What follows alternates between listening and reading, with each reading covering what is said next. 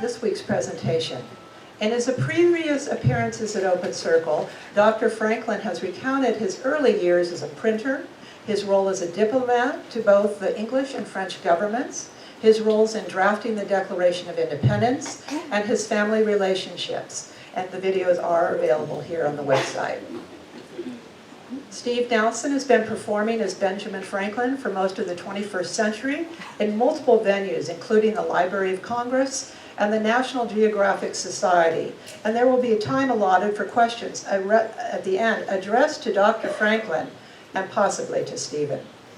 As a member of the audience, you will be playing the role of citizens of Philadelphia on January 28th, 1790. So this day, but a long time ago. It's now time to travel back in time and space. The date is January 28th, 1790. The place is Philadelphia, in the parlor of the house Benjamin Franklin shares with her daughter, Sally Franklin Bache, her husband Richard, and their 7 surviving children. I am stepping into the role of Sally for a second. Good day, friends and neighbors. Welcome to our home. For those of you who do not know me, I am Sally Bache. I've invited you here today at the request of, no, the insistence of my father, Dr. Benjamin Franklin. You have all heard my father is ill, and many of you have asked to pay your respects, but he has been too ill to receive visitors. I am the gatekeeper of this house and the protector of my father. Until now, I have kept all but family members and his doctor from seeing him. My action has displeased my father, for he longs to see you. Today, my father is convinced, Dr. Rush, that he is feeling well enough to speak to you as a group. There are a few things he wants to say to you before he can no longer speak for himself. Therefore, although it is against my better judgment, my father will make some remarks with whatever strength he can muster. Father, I will be nearby if you need assistance to bed. Thank you, Sally. Thank you.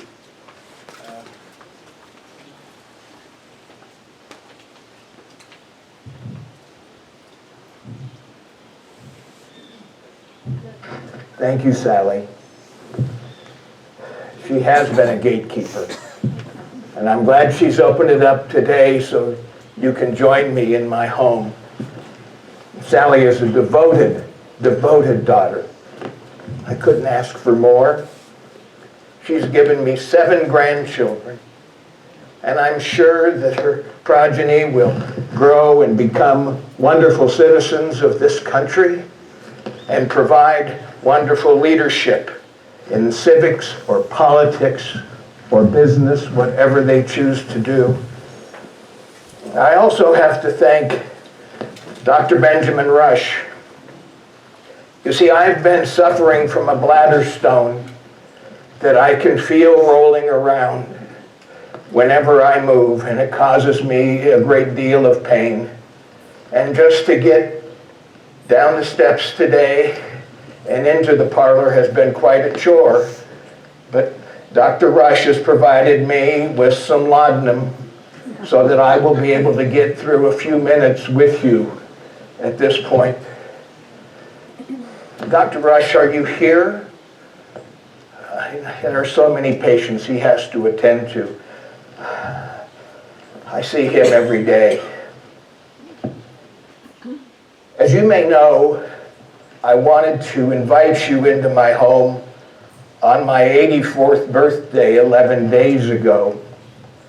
But Sally kept you away, and Dr. Rush knew I was too ill. So I'm happy to be here with you at this moment. I was born in Boston in '06, and here we are in '90. And that tells me I have been alive in every decade of this century. I have seen so much change from the time I was in Boston until the wonderful years I've spent here among you in Philadelphia. I was the 15th of Josiah Franklin's 17 children. And I was the youngest of 10 boys in my family. And my father wanted to make me his tithe to the church. But I was an irreverent lad, and I was clearly not called to the pulpit. So my father apprenticed me to serve a time with my brother James in his print shop, learning the art of the printer. But by the time I was 17, I was eager to get out on my own. And because my indenture would have kept me with James until I was 21, I decided that this was a good time to leave. So I boarded a ship in Boston secretly and took off and ended up right here on Market Street as a 17-year-old runaway who was penniless and homeless. But because I had a trade, I soon found work as a printer.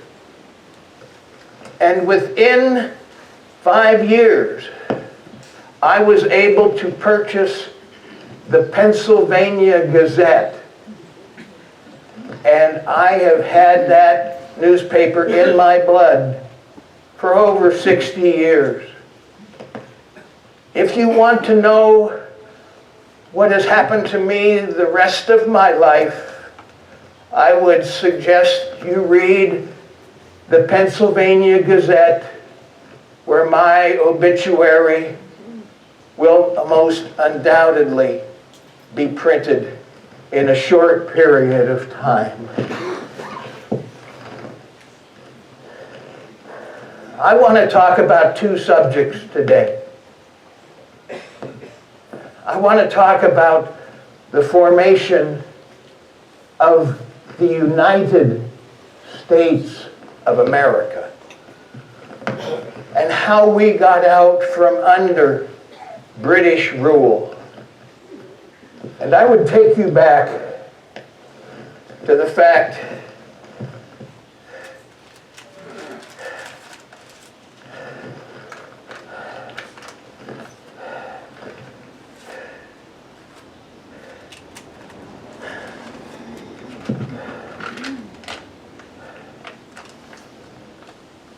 that in 1776, on the July the 4th, 55 men joined me in signing our Declaration of Independence.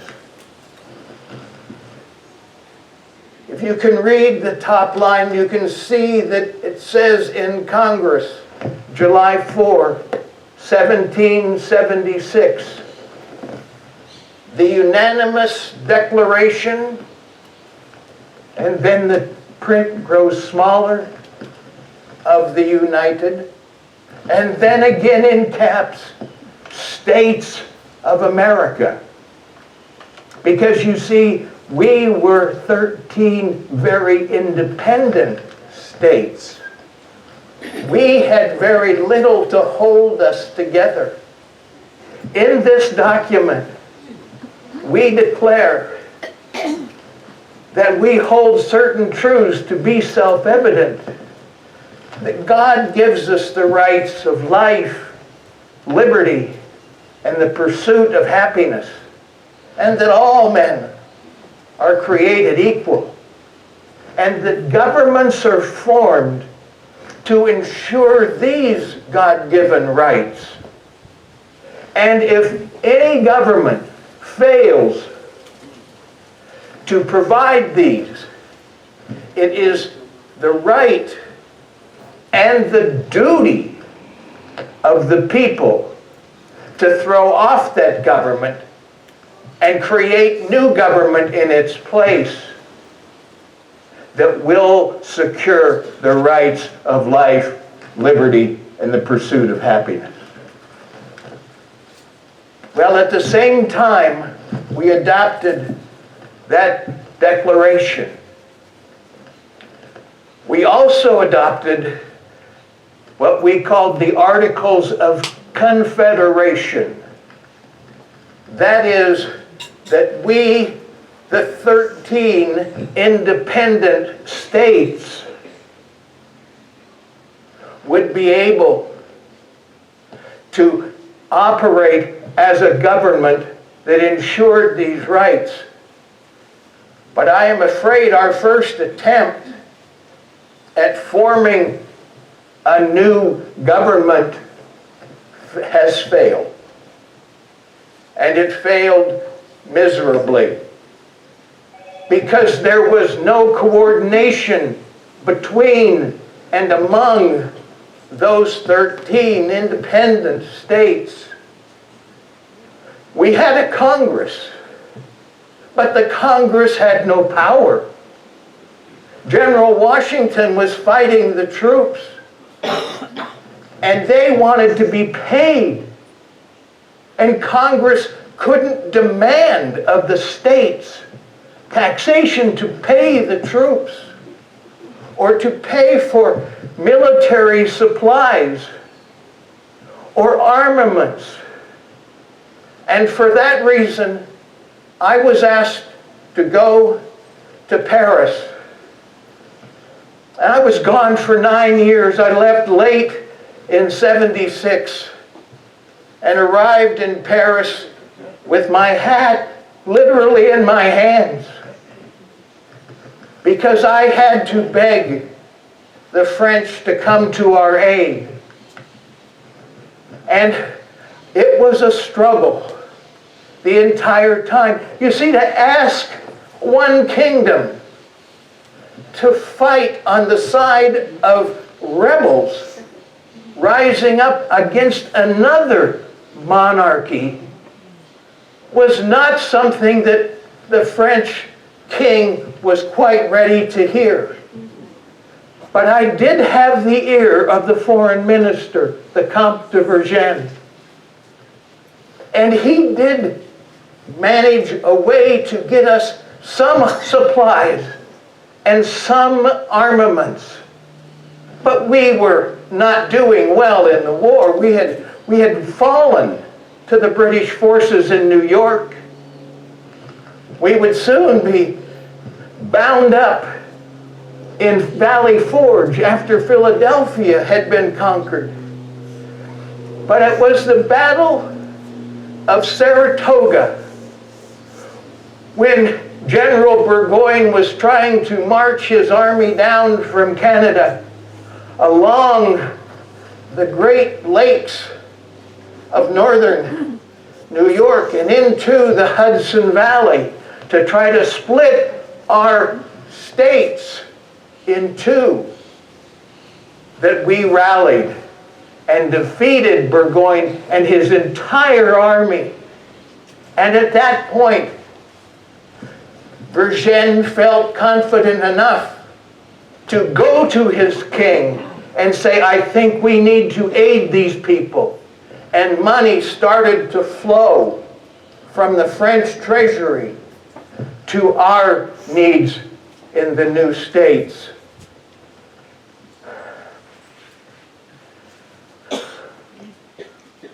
But we still lacked qualified troops, and we still lacked a navy.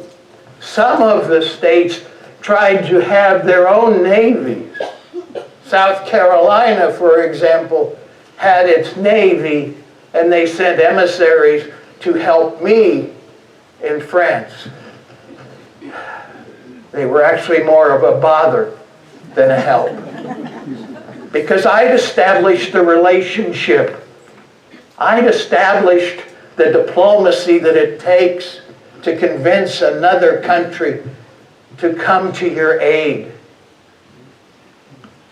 And I am proud to say that by 1781, the French army was in place, and the French fleet, under the direction, the nobleman, Admiral de Grasse, had freed his navy from the Caribbean up to blockade the Chesapeake Bay, where Cornwallis waited at Yorktown.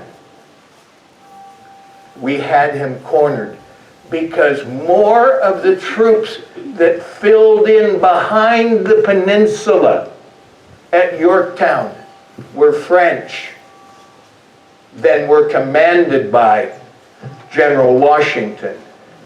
If Rochambeau had not brought his troops down along with General Washington, we would not have won that battle and then that war. If you remember nothing else about what I say today, remember that we won our freedom because of the aid of money, men, and materials provided by the French king and his government. Remember that. Pass that word along to your children and grandchildren and their grandchildren. I sometimes get carried away with that. Pardon me. There is such congestion in my lungs. I fear it will be the death of me, but I will pursue this. By the summer of '87, it was clear that the Articles of Confederation had failed. And so all of the states, with the exception of Rhode Island, sent delegates to the State House here in Philadelphia. Well, the state, you can nearly see the State House from my house. It is 1/8 of a mile away.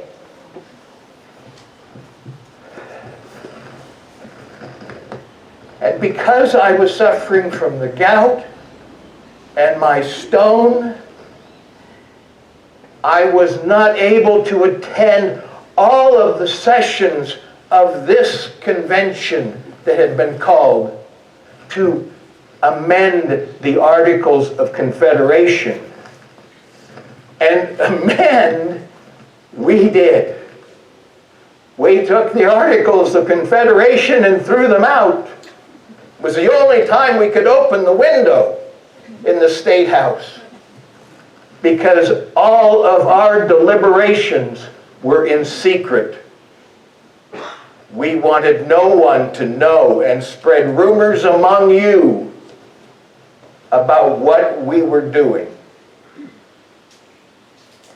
I made a proposal early in the convention. It started in May, as I said, and went all the way through the sweltering summer of '87. You remember that summer. You remember the humidity and the heat. We were locked up in the State House. I said my idea about forming a new government is to have a single legislative body, the Congress. But because I feared monarchy, I said we should not have a single monarch. A single monarch can be very dangerous. We should have 3 executives or 5 executives to run the government and to carry out the wishes of the single house of the legislature. I made that motion. It failed to receive a second. So the convention went on about its work. When I could, I attended the sessions. You remember that I couldn't walk because of the pain I was suffering, and 4 prisoners from the jail had to carry me to the State House in a sedan chair to relieve my pain. But I paid attention, and I was in contact with these men. Many times they would come to my house, and we would talk secretly about the goings-on in the convention. I just want to read you what we came up with, and to review what we came up with. We start this document, this Constitution, with these words: "We, the people of the United States, in order to form a more perfect union, establish justice, ensure domestic tranquility, provide for the common defense, promote the general welfare, and secure the blessings of liberty to ourselves and our posterity, do ordain and establish this Constitution of the United States of America." Let me say that again. We, the people of the United States. This time, united is in the uppercase. In order to form a more perfect union. Not perfect, more perfect. Establish justice. Ensure domestic tranquility. Provide for the common defense. Promote the general welfare. And secure the blessings of liberty to ourselves and our posterity. Do ordain and establish this Constitution of the United States of America. That is the purpose of this document. It is divided into 7 articles. The first article establishes a Congress, and there was bitter debate between the large states, New York, Pennsylvania, Virginia, who wanted a Congress made up based on population, and the smaller states, Delaware, Georgia, wanted to have equal representation, as we had had during the Articles of Confederation, which had proven unsuccessful. So on one of the days of debate, I was there, and I reminded the delegates that when a carpenter builds a table, he must fit the planks together by shaving some here on one plank and there on another plank, so the boards will fit together. Each side has to work together to make a proper table. And so we made up a compromise. We did establish a House of Representatives made up of population representation. For example, Delaware has fewer than 40,000 people. Pennsylvania has more than 400,000 people. So the representation in the House of Representatives,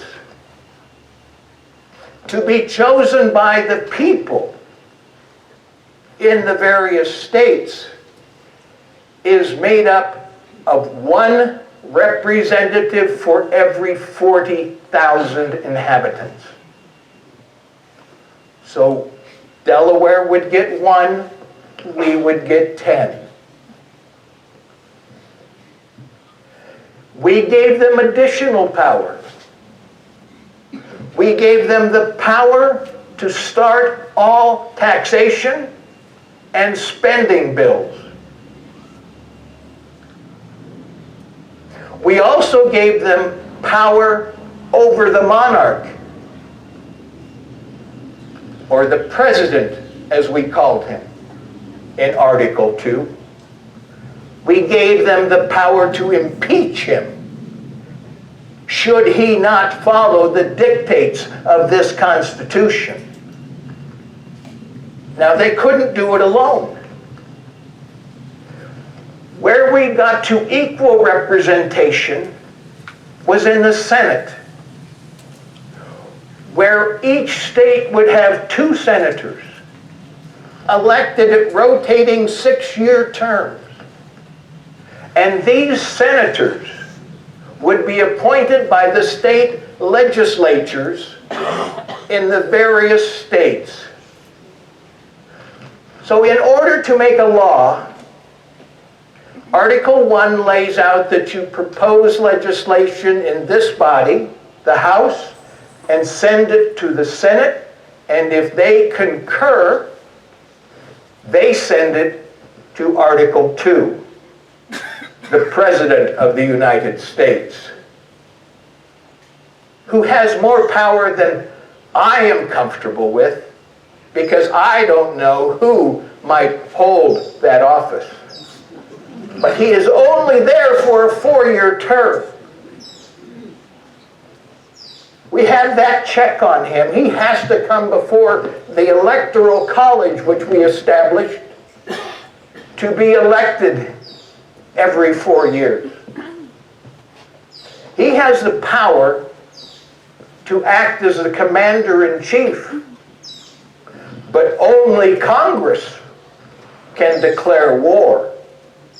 He must ask the Congress to declare war, and then he is the commander-in-chief. He also oversees the armies and navies that we have as commander-in-chief. Now, to keep these 2 bodies, the legislative branch and the executive branch, honest, we put in a tiebreaker. In Article 3, we established a court system, a judiciary, whose body it is, whose purpose it is to determine whether or not the Congress and the President are following the Constitution that we have written. They serve for life. So they are impartial to the winds of the day. It is also important to remember that there is an Article 5, and perhaps a most important article. It is the power to amend the Constitution. And we have provided ways that the Congress can start the amendment process, or the state legislatures can start the amendment process.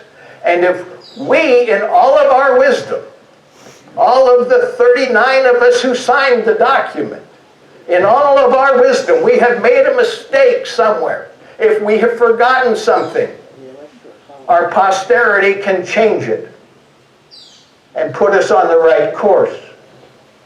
We are not infallible. As we gathered on September 17th of '87,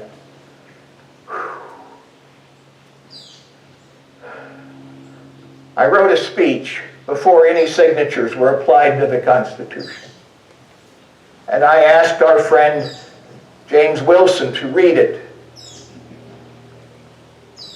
It's quite long, but I would like to just today summarize some of the main points for you. I confess there are parts of this Constitution which I do not approve. I agree to this Constitution with all its faults, if they are indeed faults. Because I think a general government is necessary for us. But if this form of government, the Constitution, is not well administered, it can only lead to despotism, because the people shall have become so corrupted as to need a despot. I doubt whether any other convention may be able to make a better constitution than this. It astonishes me to find our system so near to perfection. It will astonish our enemies. Thus, I consent to this Constitution because I expect no better, and because I am not sure it is not the best. But remember,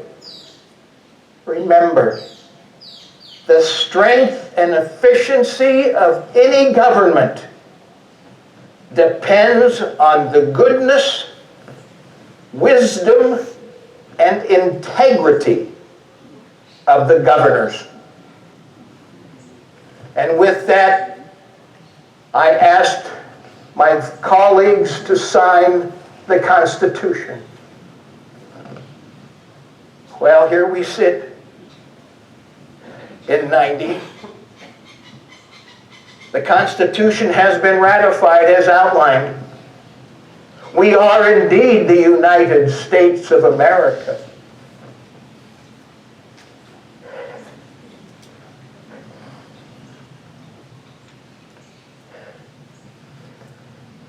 And we have elected George Washington to be our first president. He is my old and dear friend, and I'm sure he will do a great job of laying the foundation for this government. But I said there were faults. John Adams is the Vice President of the United States. God help us.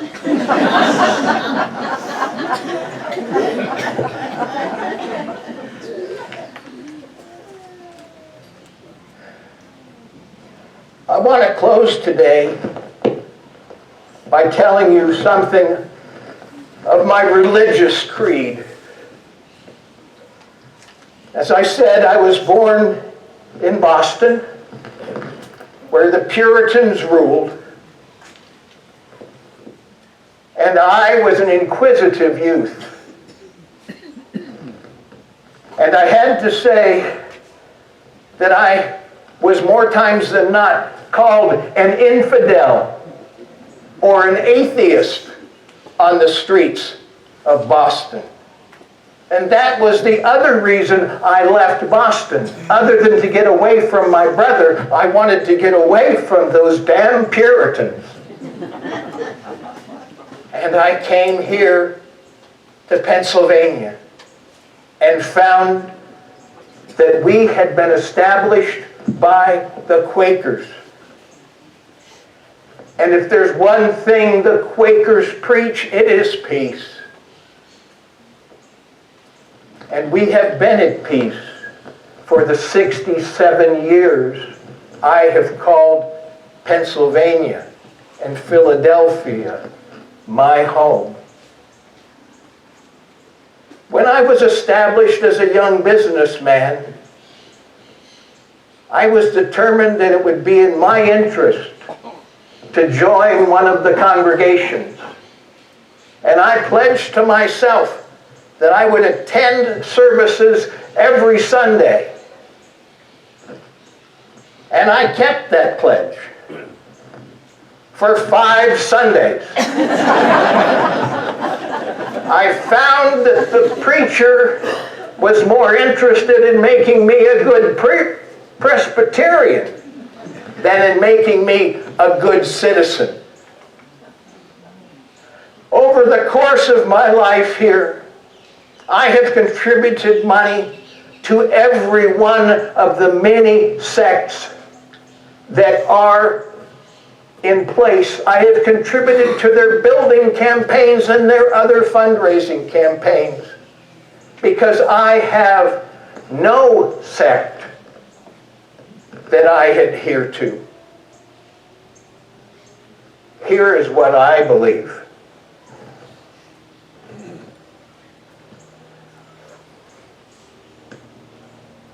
I believe there is one God who made all things, that he governs the world by his providence. I believe that he ought to be worshiped by adoration, prayer, and thanksgiving. But the most important and acceptable service to God is doing good to man.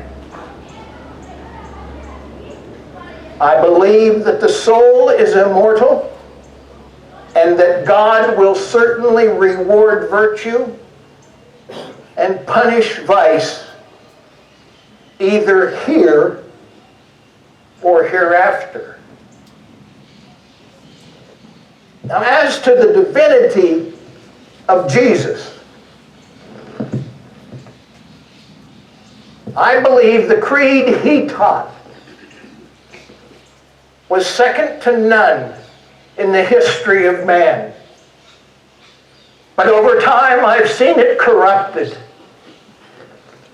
And whether or not Jesus was divine, I don't know, and I haven't spent much time thinking about it, because I am sure I will know the truth of that in a very short time. And I would remind you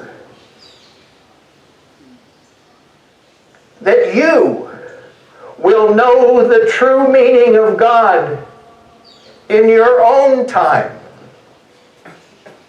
Because remember, there are only two things certain in this world: death and taxes.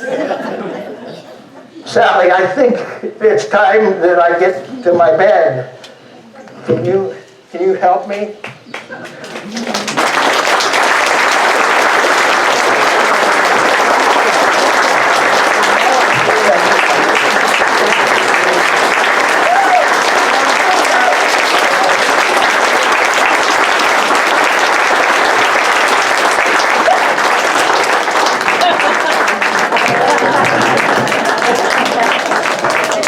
My dear friends, I am Stephen Nousen, and I live here in Ahihi, and have lived here for the last 5 years. Dr. Franklin is not able to speak for himself at this point, so I have to speak for him by reading his epitaph that he wrote in 1728, at the age of 22. The body of B. Franklin, printer, like the cover of an old book, its contents torn out and stripped of its letters and gilding, lies here, food for worms. But the work shall not be lost, for it will appear again in a more new and elegant edition, corrected and edited by the author.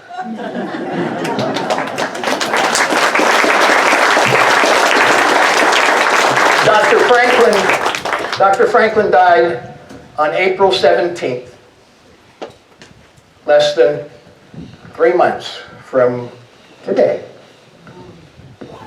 It was 84 and 3 months old exactly. he lived a long and wonderful life. I came across a card someone sent me, and I'll have to put Dr. Franklin's double spectacles, or as I think you call them, bifocals, back on to read it. Benjamin Franklin, January 17, 1706 to April 17, 1790. Quote, "Be slow in choosing a friend, slower in changing." Dr. Franklin was a tireless and persuasive statesman, a diplomat. Benjamin Franklin also distinguished himself as a scientist, inventor, printer, newspaper editor, and author. Franklin played a crucial role in the birth of the United States by helping draft the Declaration of Independence and almost single-handedly securing French support for the American independence against England. That is the most succinct description of what his life was all about that I have ever read, and I stumbled upon this somewhere in my collection as I was preparing for this.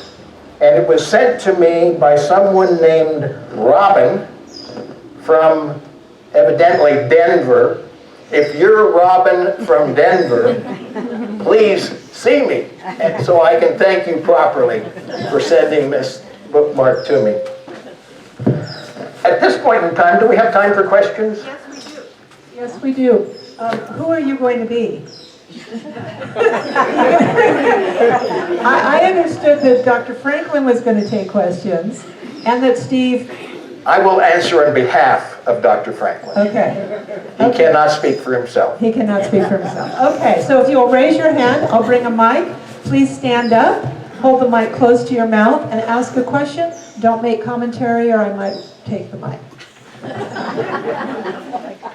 Thank you so much. I'd like to ask you two quick questions. As Dr. Franklin, did you consider ever advocating for the rights of half the population, the women? And second question, did you consider, when you said that citizens should have the right to bear arms, that they could carry any kind of weapon or gun that might be invented? I'm going to answer Steve for Ben. There was no right to bear arms when I was active, when he was active. I keep doing my alter ego thing here. When he was active, that came about in the Bill of Rights. It's not part of the Constitution when he was alive. He would be flabbergasted at what's going on, if I can speak for him on that. As to the role of women, Dr. Franklin, a person of his time, believed women should not dirty their hands in politics. He believed strongly that they had a role to play as peacemakers, so that if their husbands or their brothers or their uncles started arguing together and getting all out of whack, the women can step in and separate them and calm things down. Now, as a person of the Enlightenment, I'm sure that he would have evolved.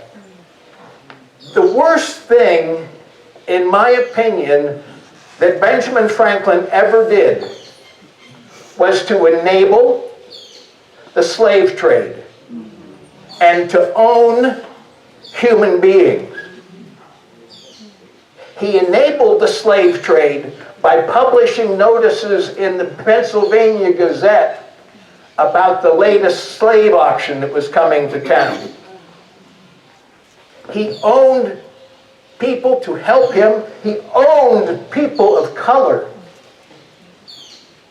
But he was a man of the Enlightenment. By the time he returned to Philadelphia, and the people made him president of Philadelphia, not of the United States, only of Philadelphia, of Pennsylvania. He was elected president of the Abolitionist Society. He had come full circle. He was one of the early abolitionists. Of course, Philadelphia was full of abolitionists because it was full of Quakers. But he saw the light, and the last thing of note that he ever wrote is a parody on the Christians who said it was all right to enslave people of color because they would Christianize them. He wrote it through the eyes of a Muslim who was capturing European whites and enslaving them so they could learn all about the joys of following Muhammad and being of Islam. It is a brilliant essay. It's worth looking up and reading, I think. Maybe you have to come back and do it. Questions?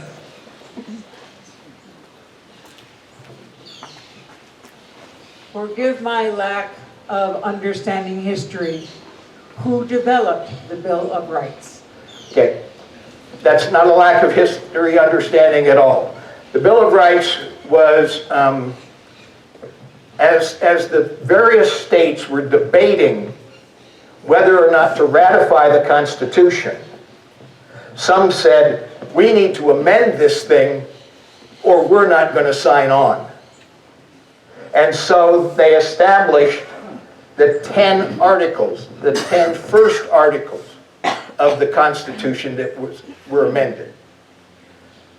Number 1, freedom of speech, freedom of the press, freedom to assemble, freedom to bring your grievances forward, and something else. I'm just fuzzy right now. The Second Amendment, the right of the people to keep and bear arms shall not be... being necessary to ensure the power of the militia, the right of the people to keep and bear arms shall not be infringed. To some people, the Constitution ends and begins with the Second Amendment. It is much, much more than that. You'll be happy to know that women got the right to vote through an amendment from very loud women asserting their rights. They got the right to vote in the year my mother was born, 1920. Thank goodness. Hello, I'm a Mexican-American citizen. I love the United States legal democratic system, but I'm a little upset on what is going on in Peru, that the United States is supporting the new president who overthrown the president selected by the people. I can't speak to that. I'm sorry. I feel for what you're saying, but I just can't speak to it. Thank you for the wonderful presentation. Thank you. I've read some books on Benjamin Franklin, and I'm of the belief that if he had not gone to France and done all the things and politics and machinations that he did in France, that we would not be the country that we became. We would not be a country at all. That's what I believe. We would still be, excuse me, my friends from the north, we would still be Canadian. We would still be a member of the Commonwealth. If he hadn't gone to France and done what he did, if he didn't accomplish what he accomplished. So, yes, sir. I've heard that a lot of the brilliant ideas of the Age of Enlightenment came from European contact with the Native Americans of the Americas. And I'm wondering if you give any credit to the Native Americans for our system of government, three system of government, and ideas that came from, let's say, the Iroquois Confederation and whatnot. I really welcome that question.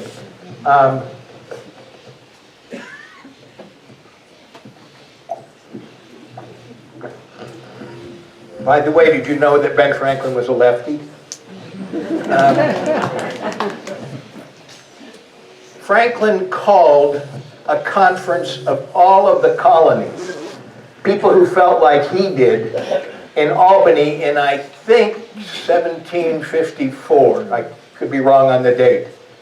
But he was trying to unite them into a confederation of states rather than independent colonies, so that they would each have a voice in how all 13 colonies would come together. And I hope I don't offend you or anyone else in the audience, but his words were something to the effect, how can 6 nations of savages, he was talking about the Iroquois Confederation, find a way to come together for the common good, and 13 colonies of educated people can't do it. He had great admiration for the Iroquois nations and the confederation they formed, and he always treated the natives, the indigenous people, if you will, with great respect. That was something that William Penn, the founder of Pennsylvania, did when he established Philadelphia. He bargained with the tribe to make sure that everything was going to work out in terms of taking this small plot of land, making it their own. We have time for just one more, I think. I see you have your hand raised. I just want to know how the, not Canadians, but loyalists were treated at the end of the war by the independent Americans. They were arbitrarily disconnected and sent north, or were they mostly volunteered themselves up north? I can't recall how that was. Okay. You know. History will tell us that the 3 million people who were alive during the Revolution in the United States fell into 3 groups. Patriots, they called themselves. Loyalists, who were loyal to Great Britain and the king, and people who didn't give a darn. They wanted to be left alone. They weren't taking sides. Franklin's own son, William, was the royal governor of New Jersey, and he betrayed his father by staying loyal. He was eventually captured and sent to the notorious prison in Connecticut, where he spent a year in confinement, living in his own filth, basically. And then he was freed as part of a prisoner exchange and went directly to New York, which was a loyalist stronghold. And that loyalist stronghold was where the British had established their headquarters. And so he was a troublemaker. He left, went to Britain. Franklin writes a letter to him from France that he's going home to America and he's going to be stopping. And he writes a letter and says, I have never felt such betrayal as what you have done to me. You were taking away all of the things I was fighting and willing to die for. there were reparations of some sort and repatriation of people like William and like like Franklin's good friend Joseph Galloway and many other loyalists to England. They were allowed to leave and go back. There were some incidents of physical punishment laid out, as you would find at the end of any war, against the people on the other side. But for the most part, they sorted that out somehow, and we became the great country we are today. So, may I have a few minutes Yes. as a point It's of... hard to stop you. You have such a beautiful voice and way about you. Go ahead, say, do whatever you want. Don't just say it. It's fine. As a point of personal privilege, I'm a great believer in throwing things out to the universe. We tell children in the United States a great lie. We say, you can be anything you want to be. Well, I wanted to be a Hall of Fame second baseman for the Los Angeles Dodgers. I didn't make it. So I changed and said, I want to be a great teacher and coach a basketball team to the state championship. I did one of those things. Then I changed and said, you know, I've always loved politics. I would love to have an opportunity to work in Salem, where the state capital is, in Oregon, my native Oregon, and or in Washington, D.C. And it came to pass that I got a chance to work in Washington, D.C. And I did that for the best human man I have ever known, Mark Odom Hatfield. And I worked for him for several years, and then I went off and did some lobbying work. And then he invited me to come back and be his last chief of staff from 1991 to 1996. I can assure you that that dream came true because I was among the 100 best chiefs of staff in the Senate while I was there. Do the math.